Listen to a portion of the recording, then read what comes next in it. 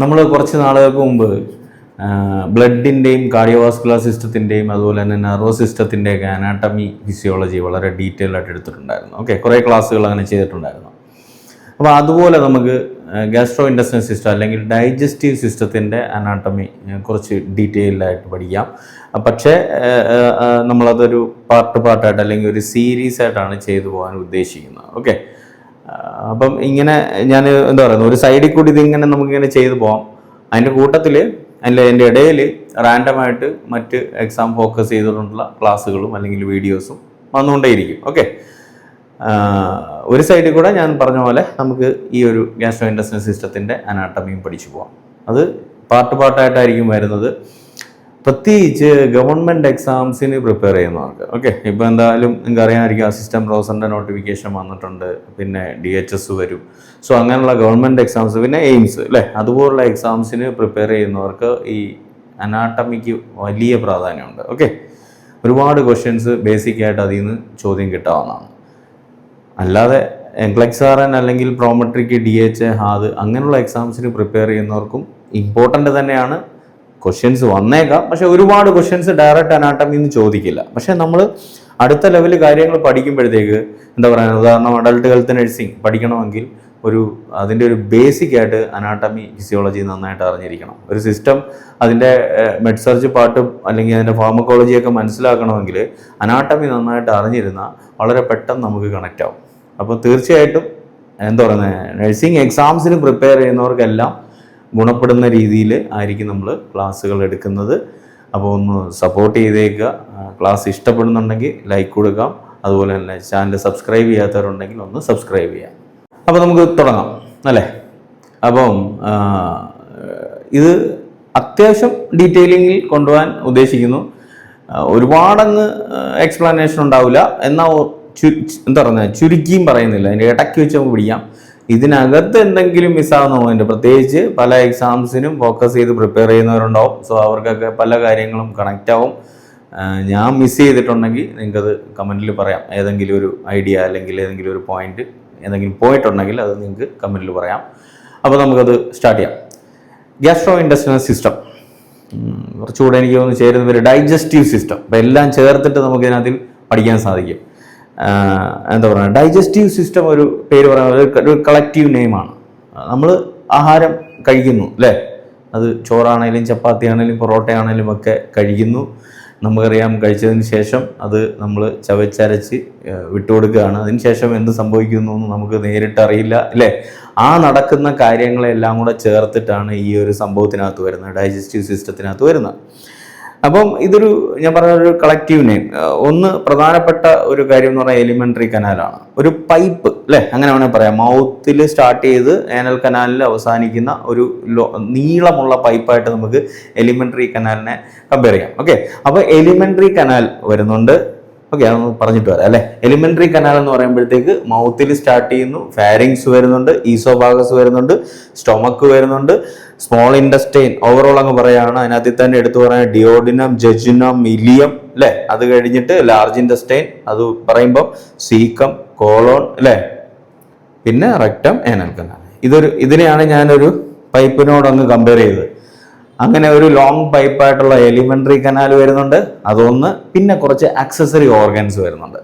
കാരണം നമ്മൾ കഴിക്കുന്ന ആഹാരം മൗത്തിലെത്തി ചവച്ച് അരച്ച് വിട്ട് കൊടുത്തു കഴിഞ്ഞാൽ ഈസോഫാഗസിലൂടെ സ്റ്റൊമക്കിലെത്തും. അവിടെ ഒരു ഘട്ടം ഡൈജഷൻ നടക്കുന്നു. പിന്നെ മുന്നോട്ട് നീങ്ങിയിട്ട് അടുത്ത ഘട്ടം മെയിനായിട്ട് കെമിക്കൽ ഡൈജഷൻ കൂടുതലായിട്ട് സ്മോൾ ഇൻറ്റസ്റ്റൈനിൽ നടക്കുന്നു. അവിടെ നിന്ന് അബ്സോർബ് ചെയ്യുന്നു അല്ലേ. ഇങ്ങനെയുള്ള കാര്യങ്ങൾക്ക് വേണ്ടിയിട്ട് കുറേ സെക്രീഷൻസും കാര്യങ്ങളൊക്കെ ആവശ്യമായിട്ട് വരും, പ്രത്യേകിച്ച് എൻസൈംസ് ഒക്കെ. അത് സ്റ്റൊമക്കിനുള്ളിലും സ്മോൾ ഇൻറ്റസ്റ്റൈനിലും ഒക്കെ സെക്രീഷൻസ് ഉണ്ടാകുന്നുണ്ട്. അതുകൂടാതെ പുറത്തു നിന്നുള്ള ചില സഹായങ്ങളും കൂടെ ഉണ്ട്. മനസ്സിലായോ? അപ്പോൾ ആ ഓർഗൻസും കൂടെ നമ്മുടെ ഡൈജഷന് സഹായിക്കുന്നുണ്ട്. അപ്പോൾ അതുകൊണ്ട് ഈ ഒരു സിസ്റ്റത്തിൽ അതിനെ കൂടെ ചേർക്കണം. ഡൈജസ്റ്റീവ് സിസ്റ്റത്തിൽ ആ പുറത്തുനിന്ന് സഹായിക്കുന്ന ആൾക്കാരെ കൂടെ ചേർത്ത് പഠിക്കേണ്ടി വരും. അപ്പോൾ മൗത്തിനുള്ളിൽ പറയുകയാണെങ്കിൽ സലൈവറി ഗ്ലാൻസ് ഓക്കെ പുറത്ത് നിൽക്കുന്നതാണ്, പക്ഷെ സെക്രീഷൻസ് മൗത്തിലോട്ട് എത്തിച്ചിട്ട് അവിടെ തൊട്ട് ഡൈജഷന് പങ്കുവഹിച്ച് തുടങ്ങുന്നുണ്ട്. അപ്പോൾ ഒരു 3 പെയറോളം 3 pairs ഓഫ് സലൈവറി ഗ്ലാൻസ് വരുന്നുണ്ട്. പിന്നെ പറയാനാണെങ്കിൽ നമ്മുടെ പാങ്ക്രിയാസ് വരുന്നുണ്ട്, ലിവർ വരുന്നുണ്ട്, ലിവറിൻ്റെ കൂട്ടത്തിൽ ചേർന്നിട്ട് ഗോൾ ബ്ലാഡർ, ബൈൽ സ്റ്റോർ ചെയ്യുന്ന ബിലിയറി ട്രാക്ട്, ഇതെല്ലാം ഇതിൻ്റെ ആക്സസറി ഓർഗൻസ് ആയിട്ട് പറയാം. അപ്പോൾ ഏതൊക്കെയാണ് മെയിനായിട്ട് പറയേണ്ടത്? ഒന്ന് സലേവറി ഗ്ലാൻസ്, രണ്ട് ലിവർ, പാൻക്രിയാസ്, പിന്നെ ഞാൻ പറഞ്ഞ പോലെ ഗോൾ ബ്ലാഡറും ബിലിയറി ട്രാക്റ്റും ഒക്കെ ചേർത്ത് ഇതിൻ്റെ ആക്സസറി ഓർഗൻസ് ആയിട്ട് പറയാം.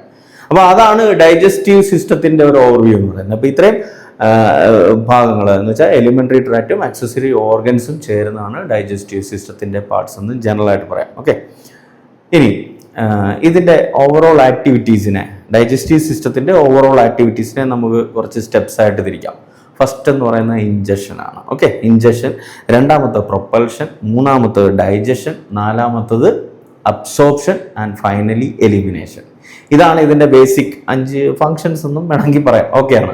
ഓക്കെ, അപ്പോൾ ഞാൻ നേരത്തെ പറഞ്ഞ പോലെ എന്തെങ്കിലും ഒരു ഭക്ഷണം ആയിക്കോട്ടെ, അതിപ്പം ചോറോ പൊറോട്ടയോ ചപ്പാത്തി എന്തെങ്കിലും ആയിക്കോട്ടെ, നമ്മൾ വായിലോട്ട് ആദ്യം എടുക്കണ്ടേ? ഡൈജഷൻ തുടങ്ങണമെങ്കിൽ ആദ്യം ഘട്ടം സ്റ്റാർട്ട് ചെയ്യണം അല്ലേ?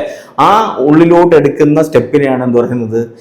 ഇൻജഷൻ എന്ന് പറയുന്നത്. ഓക്കെ, ഇൻജഷൻ എന്ന് പറയുന്നത് ഇങ്ങനെ പറയാം, നമുക്ക് taking of food into the elementary canal അല്ലേ? ഉള്ളിലോട്ട് ആദ്യം എടുക്കും, നമുക്കറിയാതെ മുഖത്ത് വഴിയാണ് നമ്മുടെ ഉള്ളിലോട്ട് സ്റ്റാർട്ടിങ്ങിൽ എടുക്കുന്നത്. അതിനുശേഷം മിക്സ് ചെയ്ത് നമ്മൾ എന്താ പറയുന്നത്, ചവച്ച് നമ്മൾ മുന്നിലോട്ട് വിടുകയാണ് ചെയ്യുന്നത് അല്ലേ? അവിടുന്ന് അത് മൂവ് ചെയ്ത് ഈസോഫാഗസിലൂടെ, ആദ്യം വേണമെങ്കിൽ ഫാരിങ്സും പറയാം, ഓറോ ഫാരിങ്സ് ഇതിൻ്റെ പാർട്ടാണ്. ഫാരിങ്സ് ഈസോഫാഗസ് വഴി ആ ഫുഡ് എന്താ പറയുന്നത് ചലിച്ച് പ്രൊപ്പൽ ചെയ്ത് എവിടെ എത്തുന്നു? നമ്മുടെ സ്റ്റൊമക്കിലോട്ട് എത്തുന്നു. അവിടുന്ന് മുന്നോട്ട് നീങ്ങിക്കൊണ്ട് തന്നെ ഇരിക്കുകയാണ്. ഓരോ ഘട്ടം കഴിഞ്ഞ് ഡൈജഷൻ കഴിഞ്ഞ് അടുത്തോട്ടിലോട്ട് നീങ്ങിക്കൊണ്ടിരിക്കും. അപ്പോൾ ആ ഒരു ചലനം, ഓക്കെ, ആ ഒരു പ്രൊപ്പൽഷൻ, അതിന് ആ ഒരു വാക്കാണ് ഉപയോഗിക്കുന്നത്. ആ രണ്ടാമത്തെ അല്ലെങ്കിൽ മറ്റൊരു ആക്ടിവിറ്റി എന്താണെന്ന് വെച്ചാൽ ഡൈജസ്റ്റീവ് സിസ്റ്റത്തിൻ്റെ പ്രൊപ്പൽഷൻ എന്ന് പറയും. ഓക്കെ, ഇങ്ങനെ വായിക്കാം, ഇങ്ങനെ പറയാതിനെ mixes and moves the contents along the elementary tract. Okay, അപ്പോൾ ഞാൻ പറഞ്ഞാൽ ഇവിടെ മാത്രം ഇത് ഡിലിമിറ്റ് ചെയ്ത് നിൽക്കുന്നില്ല, ഉടനീളം അല്ലെ, എലിമെൻ്ററി കനാലിൽ ഉടനീളമുള്ള ഫുഡ് മിക്സ് ചെയ്ത് മുന്നോട്ട് നീങ്ങുന്ന ആ പ്രോസസ്സിനെയാണ് എന്ത് പറയുന്നത്? പ്രൊപ്പൽഷൻ എന്ന് പറയുന്നത്. അത് ആവശ്യമാണ്. പിന്നെ ഏറ്റവും പ്രധാനപ്പെട്ട കാര്യം എന്ന് പറയുന്നത് ഡൈജഷനാണ്. ഓക്കെ, ഡൈജഷൻ 2 രീതിയിലുള്ള ഡൈജഷൻ ഉണ്ട്. ഒന്ന് മെക്കാനിക്കൽ ഡൈജഷനുണ്ട്, 2 കെമിക്കൽ ഡൈജഷനുണ്ട്. മെക്കാനിക്കൽ ഡൈജഷൻ എന്ന് പറഞ്ഞു കഴിഞ്ഞാൽ എന്താ പറയുന്നത്, നമ്മുടെ സ്റ്റൊമക്കാണ് ഏറ്റവും പ്രധാനി അതിനകത്തിൽ. മെക്കാനിക്കൽ ഡൈജഷൻ ചെയ്തു തരുന്നതിൽ ഏറ്റവും പ്രധാനപ്പെട്ട ആളെന്ന് പറഞ്ഞാൽ സ്റ്റൊമക്കാണ്. ഞാൻ പറഞ്ഞ പോലെ ഈസോഫാഗസിലൂടെ എത്തുന്ന ആഹാരം എന്താ പറയുന്നത് സ്റ്റൊമക്കിലെത്തി അവിടെ നിന്നുള്ള സെക്രീഷൻസുമായിട്ട് മിക്സപ്പ് ആയതിനു ശേഷം അല്ല മിക്സിയിലിട്ട് അടിക്കുന്ന പോലെ കിടന്ന് അടിച്ച് മാക്സിമം അതിൻ്റെ മെക്കാനിക്കലി ഉള്ള ഡൈജഷൻ കംപ്ലീറ്റ് ചെയ്ത് കൊടുക്കും. മനസ്സിലാവുന്നുണ്ടോ? അപ്പോൾ അതിന് കാര്യങ്ങൾ മുന്നോട്ട് നമുക്ക് ഓരോരോ പാർട്ടായിട്ട് എടുത്ത് പഠിക്കുമ്പോൾ കുറച്ചുകൂടെ വ്യക്തത വരും. അപ്പോൾ എന്നാലും പറയാണ്, അതിൻ്റെ ഇടയിലുള്ള മസിൽ ലെയർ ഉണ്ട്. ഓക്കെ, ഈ എലിമെൻ്ററി കനാലിൻ്റെ ഇടയിൽ വരുന്ന മസ്കുലാരിസ് അല്ലെങ്കിൽ മസിൽ ലെയറാണ് ആ ഒരു മൂവ്മെൻറ്റിലൂടെ ഈ ഒരു മെക്കാനിക്കൽ ഡൈജഷന് സഹായിക്കുന്നത്. ഓക്കെ, നമ്മളിപ്പോൾ ഏതൊരു സംഭവമാണെങ്കിലും വലുതായിട്ടിരിക്കുമ്പോൾ അതിനെ പൊടിച്ച് മാക്സിമം അതിൻ്റെ പേസ്റ്റ് ആക്കിക്കൊണ്ട് വരത്തില്ല. നമ്മളെപ്പോഴും പറയുന്ന പോലെ നമ്മൾ കഴിക്കുന്ന ആഹാരം ഇപ്പം ചോറ് കഴിച്ചാലോ അല്ലെങ്കിൽ ചപ്പാത്തി കഴിച്ചാലോ അത് അങ്ങനെ തന്നെ ബ്ലഡിലോട്ട് അബ്സോർവ് ചെയ്തെടുക്കില്ല. അതിൻ്റെ ബേസിക് ന്യൂട്രിയൻസ് അല്ലേ, അതിൽ ഏറ്റവും ചെറിയ രൂപത്തിലോട്ട് ആക്കി കിട്ടിയാൽ മാത്രമേ ബ്ലഡിലോട്ട് അത് അബ്സോർവ് ചെയ്തെടുക്കുള്ളൂ അല്ലേ? ഇപ്പം ഉദാഹരണം പറഞ്ഞാൽ കാർബോഹൈഡ്രേറ്റ് കണ്ടന്റ് ആയിട്ടുള്ള ഒരു ഫുഡാണെങ്കിൽ അതിൻ്റെ ഏറ്റവും ചെറിയ രൂപം മോണോസാക്രൈഡ്സ് അല്ലെങ്കിൽ ഒരു ഉദാഹരണം പറഞ്ഞാൽ ഗ്ലൂക്കോസ് അല്ലേ, ആ രൂപത്തിലോട്ട് എത്തിയാൽ മാത്രമേ ബ്ലഡിലോട്ട് അബ്സോർവ് ചെയ്തെടുക്കുള്ളൂ. ബ്ലഡ് വെസൽസ് വഴി അല്ലെങ്കിൽ ലിംഫ് വെസൽസ് വഴി അത് സർക്കുലേഷനിലോട്ട് എത്തുള്ളൂ. അവിടെ തന്നെ നമുക്ക് ഈ ന്യൂട്രിയൻസ് സെല്ലുകൾക്ക് ഉപയോഗിക്കാൻ സാധിക്കുകയുള്ളൂ. ഏറ്റവും ചെറിയ രൂപത്തിലോട്ട് എത്തണം. പ്രോട്ടീൻ കണ്ടന്റ് ആയിട്ടുള്ള സാധനമാണെങ്കിൽ അമിനോ ആസിഡാണ് ഏറ്റവും ചെറിയ രൂപം എന്ന് പറയുന്നത് അല്ലെ. ഫാറ്റിന്റെ അല്ലെങ്കിൽ ലിപ്പിഡ്സ് ആണെങ്കിൽ ഫാറ്റി ആസിഡും ഗ്ലിസറോളും ആണ് ഏറ്റവും ചെറിയ രൂപം എന്ന് പറയുന്നത്. സ്മോളസ്റ്റ് യൂണിറ്റ് ആയിട്ട് കൺവേർട്ട് ചെയ്യണം. അതാണ് ഡൈജഷന്റെ അൾട്ടിമേറ്റ് ഫങ്ഷൻ എന്ന് പറയുന്നത് അല്ലേ. അപ്പോൾ അതിനകത്തിൽ ആദ്യത്തെ ഘട്ടം അതിനെ പൊടിച്ചെടുക്കുക എന്നുള്ളതാണ്. അതാണ് ഞാൻ പറഞ്ഞ പോലെ മെക്കാനിക്കൽ ഡൈജഷൻ. പിന്നെ ഈ പറഞ്ഞ പോലെ ചില സെക്രീഷൻസ് എൻസൈംസിൻ്റെ ഒക്കെ സഹായത്തോടു കൂടി വീണ്ടും ഇതിന് വിഘടനം അല്ലെങ്കിൽ ഡൈജഷൻ സംഭവിക്കണം. അതിന് ആ ഒരു പ്രോസസ്സിനെയാണ് കെമിക്കൽ ഡൈജഷൻ എന്ന് പറയുന്നത്. നമ്മൾ ഉദാഹരണം ബൈൽ പറയാം, പാങ്ക്രിയാറ്റിക് ജ്യൂസ് അല്ലെങ്കിൽ പാങ്ക്രിയാറ്റിക് അതിനകത്തുള്ള എൻസൈംസ് പറയാം. നമ്മുടെ സ്റ്റൊമക്കിനകത്ത് തന്നെ ഉദാഹരണം പെപ്സിൻ അല്ലേ, അങ്ങനെയുള്ള എൻസൈംസിൻ്റെ ഒക്കെ സഹായത്തോടു കൂടി ഡൈജഷൻ നടക്കും. അങ്ങനെ നടക്കുമ്പോൾ അതിനെ കെമിക്കൽ ഡൈജഷൻ എന്ന് പറയും അല്ലേ. അപ്പം ഏറ്റവും ചെറിയ രൂപത്തിലോട്ട് ആക്കി കിട്ടിക്കഴിഞ്ഞാൽ പിന്നെന്താണ് ചെയ്യേണ്ടത്? അബ്സോർപ്ഷനാണ്. അടുത്ത ഘട്ടം എന്ന് പറഞ്ഞാൽ അബ്സോർപ്ഷനാണ്. വലിച്ചെടുക്കണം, ബ്ലഡിലോട്ട് വലിച്ചെടുത്ത് സെല്ലുകൾക്ക് യൂട്ടിലൈസ് ചെയ്യത്തക്ക പാകത്തിലേക്ക് അത് ബ്ലഡിലെത്തണം. ആ വലിച്ചെടുക്കുന്നതിനാണ് എന്താ പറയുന്നത് അബ്സോർപ്ഷൻ എന്ന് പറയുന്നത്. അബ്സോർപ്ഷൻ മെയിനായിട്ട് ഈ ഭാഗങ്ങളിലെല്ലാം സ്റ്റൊമക്കിലും സ്മോൾ ഇൻഡസ്ട്രൈനിലും ലാർജ് ഇൻഡസ്ട്രൈനിലും ഒക്കെ അബ്സോർപ്ഷൻ നടക്കുന്നുണ്ടെങ്കിലും ന്യൂട്രിയൻസിന്റെ ഒരു എന്താ പറയണ്ടേ ഒരു പ്രധാനപ്പെട്ട ഭാഗം ന്യൂട്രിയൻസും അബ്സോർബ് ചെയ്യപ്പെടുന്നത് സ്മോൾ ഇൻഡസ്ട്രൈനിലാണ്. ഓക്കെ, അതും നമുക്ക് ഡീറ്റെയിൽ ആയിട്ട് അവിടെ പഠിക്കാം. ഞാൻ പറഞ്ഞിട്ട് ഇതൊരു ഓവർവ്യൂ തരൽ, ഒരു ഇൻട്രൊഡക്ഷൻ തരൽ മാത്രമാണ് ആദ്യത്തെ നമ്മുടെ ഈ ഒരു പാർട്ടിൽ നടക്കാൻ പോകുന്നത്. ഓക്കെ, ഇതിൻ്റെ കൂടെ നമുക്ക് എലിമെന്ററി കനാലും കൂടെ ഒന്ന് പഠിച്ചു നോക്കാം. ബാക്കിയുള്ള എന്താ പറയുക മൗത്ത് തൊട്ട് സ്റ്റാർട്ട് ചെയ്തുകൊണ്ട് ബാക്കിയുള്ള ഭാഗങ്ങൾ നമുക്ക് അടുത്തടുത്ത പാർട്ടുകളിൽ പഠിക്കാം. ഇനി ഒരെണ്ണം കൂടെ ബാക്കിയുണ്ടല്ലോ, എലിമിനേഷൻ അല്ലേ. അപ്പൊ നമ്മൾ കഴിച്ച ഒരു ആഹാരത്തിന്റെ ആവശ്യമുള്ള സാധനങ്ങളെല്ലാം വലിച്ചെടുത്ത് ബ്ലഡിൽ എത്തിയതിനു ശേഷം അതിന്റെ വേസ്റ്റ് സ്വാഭാവികമായിട്ടും ഉണ്ടാവുമല്ലോ അല്ലേ. അതിന്റെ വേസ്റ്റ് പ്രോഡക്ട്സ് ഉണ്ടാവും. ആ വേസ്റ്റ് പ്രോഡക്ട്സ് നമ്മുടെ ശരീരത്തിന് ആവശ്യമില്ലാത്ത സാധനങ്ങൾ അല്ലേ, അത് മുന്നോട്ട് തന്നെ നീങ്ങും. സ്മോൾ ഇൻഡസ്ട്രൈനിൽ മാക്സിമം അബ്സോർപ്ഷൻ നടക്കുമെന്ന് ഞാൻ പറഞ്ഞു. പിന്നീട് അതിനുശേഷം വേസ്റ്റ് മുന്നോട്ട് നീങ്ങി അല്ലേ, അത് ആനൽ കനാൽ വഴി എലിമിനേറ്റ് ചെയ്യപ്പെടും. ഡെഫിക്കേഷൻ എന്ന പ്രോസസ്സിലൂടെ സ്റ്റൂളായിട്ട് വേസ്റ്റ് പുറത്തു പോകും അല്ലേ. ആ ഒരു പ്രോസസ്സിന് പറയുന്ന പേര് എലിമിനേഷൻ എന്ന് സിമ്പിളായിട്ട് നമുക്ക് വിളിക്കാം. അങ്ങനെ ഞാൻ പറഞ്ഞ പോലെ 5 main activities: injection, propulsion, digestion, പിന്നെന്താ പറഞ്ഞേ അബ്സോർപ്ഷൻ, ഫൈനലി എലിമിനേഷൻ. അങ്ങനെ 5 സ്റ്റെപ്സ് ആണ് വരുന്നത്. ഇനി പ്രധാനപ്പെട്ട ഓർഗൻസ്, അത് റിപ്പീറ്റ് ആണ് എന്നാലും ഒന്നുകൂടെ കേട്ടോ. നമുക്കറിയാം ഓർഗൻസിനെ കുറിച്ച് പറയുമ്പം എലിമെന്ററി കനാലിന്റെ കാര്യം പറയുന്നത് കേട്ടോ. എലിമെന്ററി കനാലിനകത്ത് വരുന്ന പ്രധാനപ്പെട്ട ഓർഗൻസ് മൗത്തിലൂടെ സ്റ്റാർട്ട് ചെയ്യുന്നു. ഞാൻ പറഞ്ഞ പോലെ ഫാരിങ്സ് ഉണ്ട്. ഫാരിങ്സിൽ തന്നെ ഈ നമുക്കറിയാം ഫാരിങ്സ് 3 ഭാഗമാണ് അല്ലേ. നാസോ ഫാരിങ്സ്, ഓറോ ഫാരിങ്സ്, ലെറിംഗോ ഫാരിങ്സ്. അപ്പൊ അതിനകത്തിൽ നാസോ ഫാരിങ്സ് നമ്മുടെ എന്തിൻ്റെയാണ്, റെസ്പിറേറ്ററി സിസ്റ്റത്തിന്റെ ഭാഗമാണ്. മൂക്കിന് തൊട്ട് ബാക്കിലിരിക്കുന്ന സാധനമാണ്. ഓക്കെ, അതിലൂടെ എയറാ പോകുന്നത്. ഈ ഫുഡ് പാസ് ചെയ്യുന്ന പ്രധാനമായിട്ട് ഓറോ ഫാരിങ്സ്, നമുക്ക് മൗത്തിലൂടെ നോക്കുമ്പോൾ കാണാൻ പറ്റുക ബാക്കിൽ കാണുന്ന ഭാഗം, അതിനെയാണ് ഓറോ ഫാരിങ്സ് എന്ന്. അപ്പോൾ ആ ഓറോ ഫാരിങ്സ് ഇതിന്റെ ഭാഗമായിട്ട് നമുക്ക് എടുക്കാം എലിമെന്ററി കനാലിന്റെ. പിന്നെ ഈസോഫാഗസ്, ഫുഡ് പോകുന്ന പൈപ്പ്. പിന്നെ സ്റ്റൊമക്ക് വരുന്നു അല്ലേ. പിന്നെ ഞാൻ പറഞ്ഞ പോലെ ഇങ്ങനെ കെട്ട് പണഞ്ഞ് ഏകദേശമൊക്കെയാണ്, എക്സാക്ട് ഡയഗ്രം ഒന്നുമല്ല, മനസ്സിലാക്കി എടുക്കുക. അപ്പോൾ അതിനകത്തിൽ ഞാൻ പറഞ്ഞ പോലെ 3 പ്രധാനപ്പെട്ട ഭാഗം വരും. വളരെ നീളമുള്ള സംഭവമാണ് അല്ലേ. ഏകദേശം 5 മീറ്ററോളം വരുമെന്ന് പറയുന്നത് സ്മോൾ ഇൻഡസ്ട്രൈൻ. അപ്പോൾ അതിനകത്ത് എന്താ പറയേണ്ടത്, സ്റ്റാർട്ടിങ് പോർഷൻ ചെറുതാണ്, ഡിയോഡിനം വരുന്നുണ്ട്. പിന്നെ നമുക്കിതൊക്കെ ഞാൻ നേരത്തെ പറയാൻ നമുക്ക് പ്രത്യേകം മാറ്റി പഠിക്കാം. ജജുനം, ഇലിയം, അങ്ങനെ 3 ഭാഗങ്ങൾ വരും. അത് കഴിഞ്ഞിട്ട് അത് നമ്മുടെ ലാർജ് ഇൻഡസ്ട്രൈനുമായിട്ട് കണക്റ്റ് ആവും. സ്മോൾ ഇൻഡസ്ട്രൈൻ സ്റ്റാർട്ടിങ് പോർഷൻ സീക്കം, പിന്നെ വരുന്നത് കോളോൺ, അത് ascending colon, transverse colon, descending colon, ഒരു എസ് ഷേപ്പിൽ ഏകദേശം വരുന്ന സിഗ്മോയിഡ് കോളോൺ, പിന്നെ റെക്ടം, എനൽ കനാൽ. ഓക്കെ, ഇത്രയും ചേരുന്നതാണ് എന്തെന്ന് പറയുന്നത് എലിമെന്ററി ട്രാക്ട് എന്ന് പറയുന്നത്, അല്ലെങ്കിൽ എലിമെന്ററി കനാൽ എന്ന് പറയുന്നത്. പിന്നെ ഞാൻ വിചാരിച്ചത് എലിമെന്ററി കനാലും കൂടെ ഇതിൻ്റെ കൂട്ടത്തിൽ ചേർത്ത് ഈ പാട്ടിൽ അങ്ങ് തീർക്കാമെന്നാണ് വിചാരിച്ചേ. പക്ഷേ അത് വേണ്ട. ഓക്കെ, വീഡിയോ ലെങ്തി ആയി പോവും, നിങ്ങൾക്ക് പഠിക്കാനുള്ള താല്പര്യം അപ്പോൾ കുറയും. നമുക്കത് അടുത്ത പാട്ടിലോട്ട് ചെയ്യാം. ഓക്കെ, കാരണം എന്താണെന്ന് വെച്ചാൽ ഞാൻ പറഞ്ഞില്ല, നമുക്ക് കുറച്ചുകൂടെ എക്സാം ഫോക്കസ്ഡ് പോയിന്റ്സ് ഒക്കെ ഇൻക്ലൂഡ് ചെയ്തുകൊണ്ട് അത്യാവശ്യം എക്സ്പ്ലനേഷൻ കൊടുക്കാനാണ് ഞാൻ ഉദ്ദേശിക്കുന്നത്. അപ്പം നമ്മളങ്ങ് പെട്ടെന്ന് പറഞ്ഞു വിടണ്ട.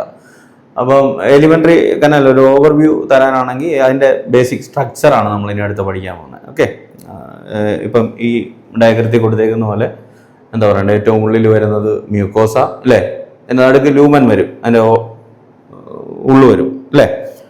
എന്താണ് എലിമെന്ററി കനാൽ നമ്മൾ പറഞ്ഞായിരുന്നു. ആ എലിമെന്ററി കനാലിനെ ഒരു പൈപ്പായിട്ട് അങ്ങോട്ട് എടുത്തു കഴിഞ്ഞാൽ അതിനെ അങ്ങോട്ട് കട്ട് ചെയ്യണം. ഓക്കെ, ആ കട്ട് ചെയ്ത് നമ്മൾ നോക്കുമ്പോൾ ഒരു ക്രോസ് സെക്ഷൻ എടുത്ത് നോക്കുമ്പോൾ അത് ആ ഒരു വ്യൂവിലൂടെയാണ് നിങ്ങൾ ഇതിനെ കാണേണ്ടത്, അല്ലാതെ പൈപ്പായിട്ട് കാണരുത്. പൈപ്പിനെ കട്ട് ചെയ്ത് നമ്മൾ ഇങ്ങനെ ആ ഒരു ക്രോസ് സെക്ഷണൽ വ്യൂവിൽ നോക്കുമ്പോൾ എങ്ങനെ ഉണ്ടാവും എന്നുള്ളതാണ് നോക്കേണ്ടത്. അപ്പൊ നടുക്ക് എന്തായാലും ഇതുവഴിയല്ലേ ഫുഡ് പൊക്കോണ്ടിരിക്കുന്നത് അല്ലെ. അപ്പൊ നടുക്കൊരു സംഭവം ഉണ്ട്, ഹോളുണ്ട്, അതിന് ലൂമൻ ഉണ്ട്. ഓക്കെ, അതാദ്യം.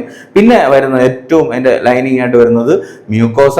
പിന്നെ അതിനെ തൊട്ടടുപ്പിച്ച് തന്നെ സബ് മ്യൂക്കോസ വരും, മസ്കുലാരിസ്. കുറേ നല്ല പോയിന്റുകൾ ഈ മസ്കുലാരിസ് അല്ലെങ്കിൽ മസിൽ ലെയറിൽ പറയാനുണ്ട്. ഓക്കെ, പിന്നെ ഏറ്റവും പുറത്ത് വരുന്നത് സീറോസ അഡ്വെന്റീഷ്യ എന്ന് പറയാം. ഓക്കെ, അഡ്വെന്റീഷ്യ അല്ലെ സീറോസ. ഓക്കെയാണ്. അവിടെയാണ് പ്രത്യേകിച്ച് അബ്ഡോമിനൽ ക്യാവിറ്റിയുടെ ഭാഗമായിട്ട് പെരിട്ടോണിയം, അതിനെക്കുറിച്ചും കൂടുതൽ കാര്യങ്ങൾ പറയാനുണ്ട്. അപ്പൊ നിങ്ങൾക്ക് കിട്ടി, കുറച്ച് ഐഡിയ കിട്ടി. നമുക്കിതിനെ ഒന്ന് വിപുലീകരിക്കണം, കുറച്ചുകൂടെ ഒന്ന് എക്സ്പ്ലെയിൻ ചെയ്യാനുണ്ട്. ഞാൻ പറഞ്ഞ പോലെ കുറേ നല്ല പോയിന്റുകൾ ആഡ് ചെയ്യാനുണ്ട്. അപ്പോൾ നമുക്ക് അതെല്ലാം കൂടെ ചേർത്തിട്ട് അടുത്ത പാർട്ടിൽ പഠിക്കാം എലിമെൻ്ററി കനാലിനെ കുറിച്ച്. അപ്പം മറ്റൊരു കാര്യമൊന്നുമല്ല, എപ്പോഴും പറയുന്ന കാര്യം തന്നെ നമ്മുടെ ക്ലാസ്സുകളെ കുറിച്ചാണ്. DHA, HAAD, MOH, Prometric, NCLEX-RN പോലുള്ള എക്സാംസിന് പ്രിപ്പയർ ചെയ്യുന്നവർക്ക് വേണ്ടിയിട്ട് വളരെ ഡീറ്റെയിൽഡ് ആയിട്ടുള്ള ക്ലാസ്സുകളുണ്ട്. ഓക്കെ, പിന്നെ ചെറിയ കോഴ്സുകൾ അല്ലെങ്കിൽ മിനി ക്രാഷ് പോലത്തെ ക്ലാസ്സുകളും അവൈലബിൾ ആണ്. ഓക്കെ, ഇതെല്ലാം നമ്മുടെ നഴ്സിംഗ് പ്ലീസ് ലെക്ചേഴ്സ് ആപ്പിലാണ് അവൈലബിൾ ആയിട്ടുള്ളത്. അതിൽ തിയറി ക്ലാസ് വരുന്നുണ്ട്. ഇതുപോലെ തന്നെ അനാട്ടമിയൊക്കെ ബേസ് ചെയ്തുകൊണ്ടാണ് തിയറി പഠിപ്പിക്കുന്നത്.